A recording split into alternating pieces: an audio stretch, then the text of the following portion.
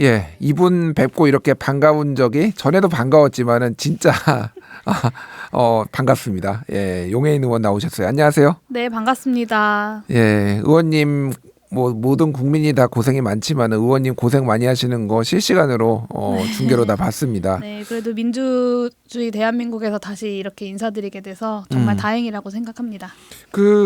요거는 하나 여쭤볼게요. 그때 약간 눈물을 흘리시면서 국민의힘 의원들이 표결에 참여하라 지난 토요일에 탄핵 표결 네네. 예, 그때 의원님이 이렇게 좀 눈물로 호소하는 거를 제가 봤거든요. 그때 좀 어떤 심정이셨는지 궁금해요.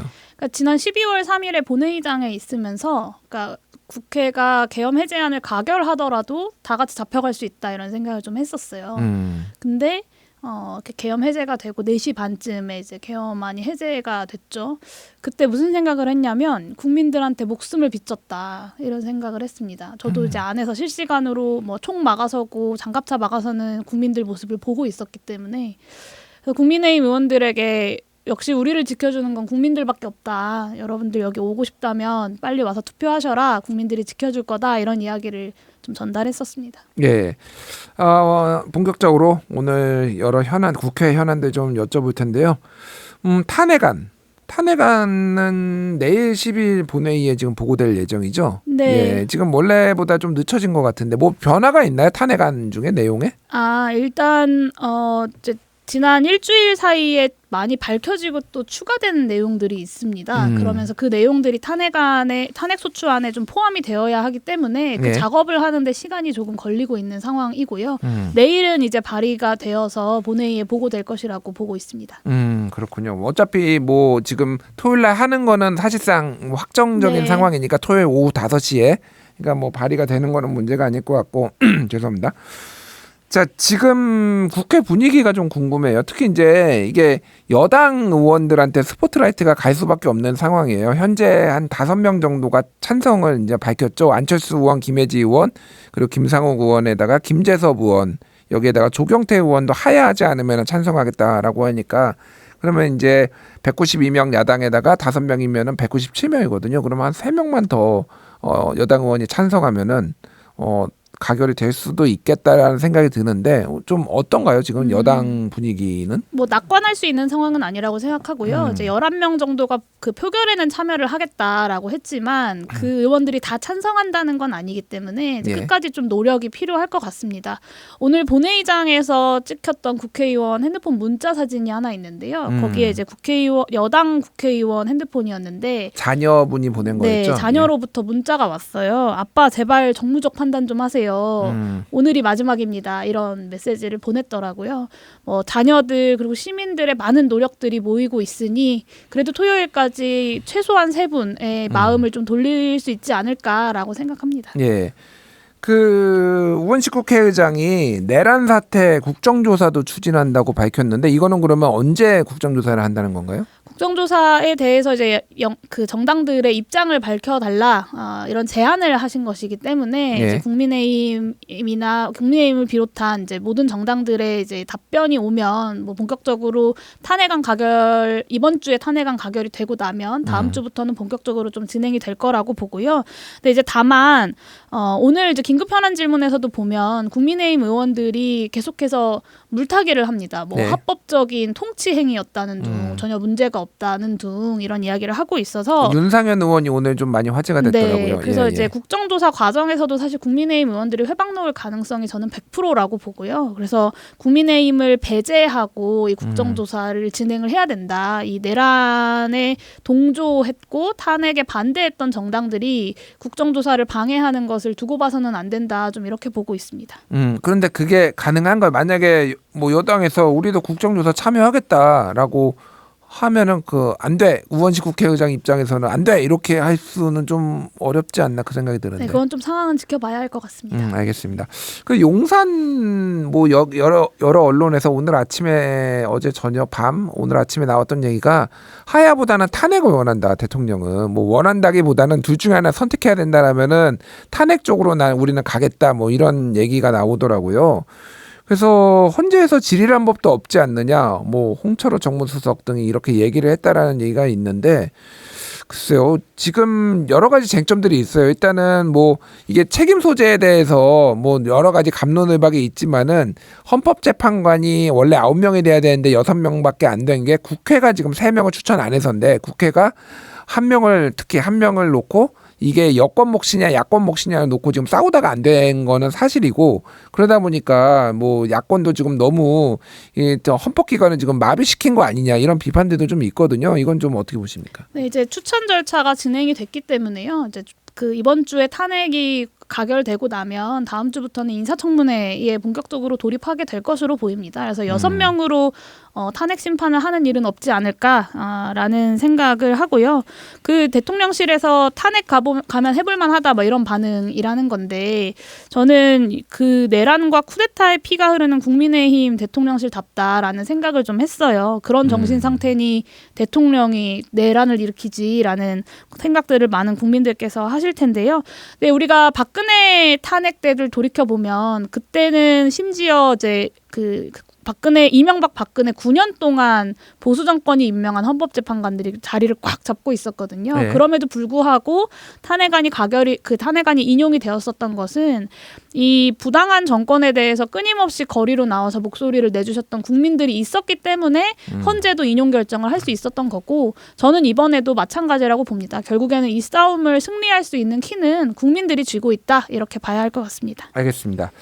자, 경찰 수사본부에 행안위 의원들이 방문을 했습니다. 지금 동시다발적으로 너무 많은 곳에서 소환조사, 압수수색이 이루어져가지고 지금 좀 국민들도 많이 헷갈리실 것 같아요. 그러니까 경찰에서는 국가수사본부가 있고 독립적으로 경찰청장의 지휘를 받지 않는 독립적인 국가수사본부 산하에 특별수사단, 특수단이라고 얘기를 하고, 검찰에서는 특별수사본부, 그래서 특수본이라고 얘기를 하고, 그 외 공수처도 지금 이거 수사하겠다라고 하고, 그러니까 지금 전체적으로 보면은 여러 수사 주체가 동시다발적으로 이루어지고 있는데, 의원님이 보시기에는 이게 어느 기관이 조금 이거 주도권을 가지고 이끌어야 된다고 보십니까? 그러니까 오늘 이 방송 들어오기 직전에 속보로 나온 게 경찰 국수본과 공수처 그리고 국방부 국조본이 합동으로 수사본부를 꾸리기로 했다라는 속보가 있었습니다. 그러니까 검찰은 이제 빠져 있는 거고요. 검찰은 제외하고요. 네, 그래서 이제 이 국수본, 공수처 그리고 국방부 국조본이 좀 힘을 모아서 수사에 좀 빠른 속도를 내줬으면 좋겠다라는 바람이 있고요. 검찰은 내란죄 수사에서 손을 떼야 합니다. 그러니까 이게 뭐 언론 보도가 됐기 때문에 좀 말씀을 드리면, 네.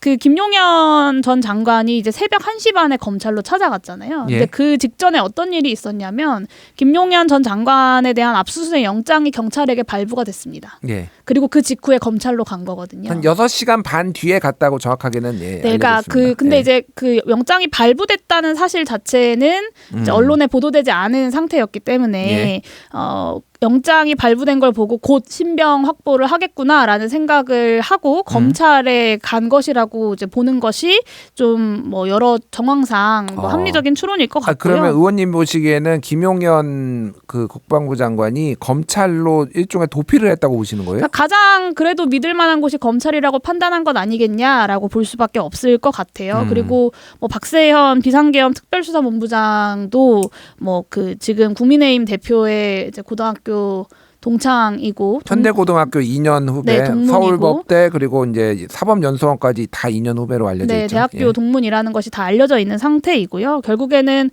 내란 수사에 대한 것의 핵심은 이 공정하고 중립적이어야 한다는 거고, 이 검찰 정권이었던 윤석열 정권에 대한 이 내란죄 수사를 검찰이 정말 공정하게 할 수 있겠느냐에 대한 많은 국민들의 의구심이 있습니다.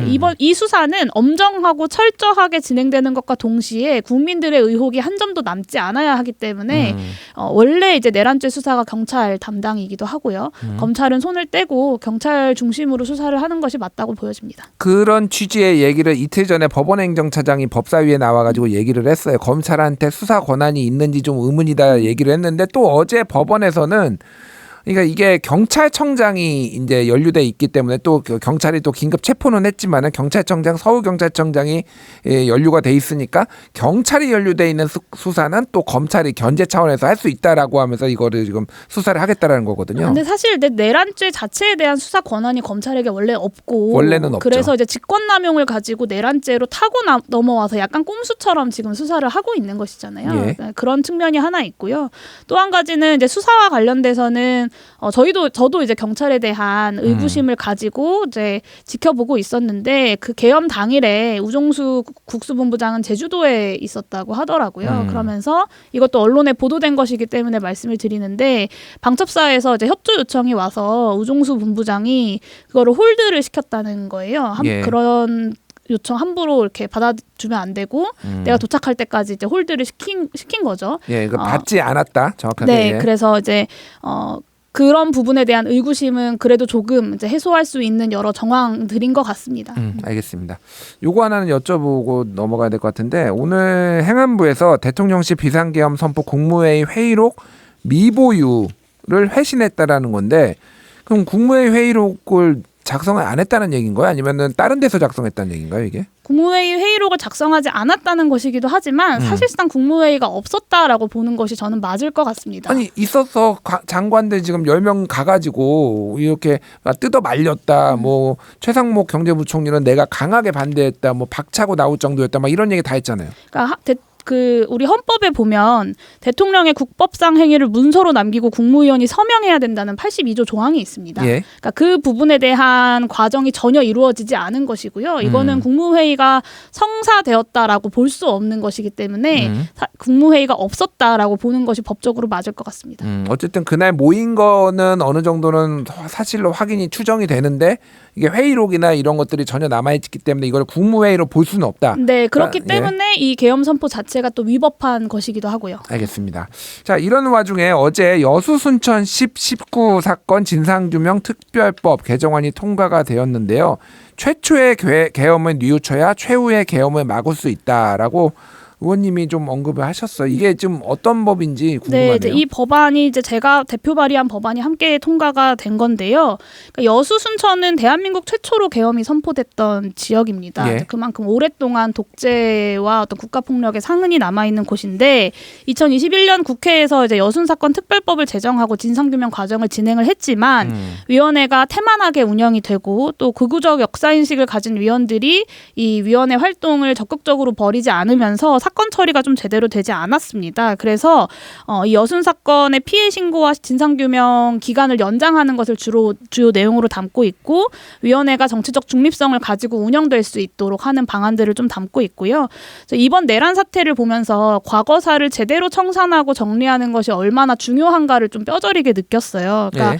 전두환 군사반란 내란죄에 대한 사법적인 판결과 또 사회적인 정의가 있었기 때문에 이번에 계엄 선포가 되었던 순간 이것이 위헌적이고 위법하다는 것을 온 국민이 직감했고 예. 또 현장에서 국회를 막았던 경찰들과 군인들, 공직자들까지도 뭐 업무 수행을 망설이거나 태업하거나 뭐 거부하기도 하는 일들이 벌어졌던 것 아닙니까? 예. 결국에는 그 망설임들이 내란을 종결시킨 것이라고 생각하고 그 이면에는 과거사에 대한 분명한 청산, 사법적인 정의를 바로 세우는 일이 있었기 때문이라고 생각합니다. 네, 알겠습니다.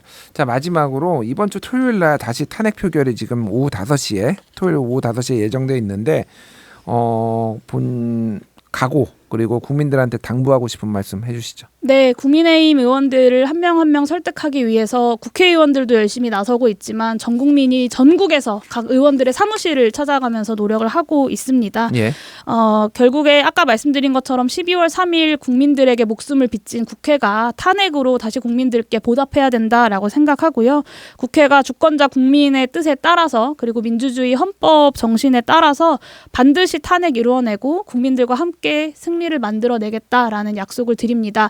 이 토요일 열리는 집회에도 국회 앞 집회 그리고 각 지역에서 열리는 집회에도 많은 국민들께서 함께해 주시기를 부탁드립니다. 예. 의원님이 이렇게 단호하게 말씀해 주시니까 제가 마음이 좀 놓이는 것 같습니다. 잘 되리 국민들이 원하는 방향으로 잘 되리라고 믿고 또 아직 시간이 남았지만 토요일 집회에서는 또 안전하게 많은 국민들이 좀 좋은 소식 결과 가져갔으면 좋겠습니다. 예, 여기까지 하겠습니다. 지금까지 용해인 의원과 함께했습니다. 의원님 감사합니다. 감사합니다.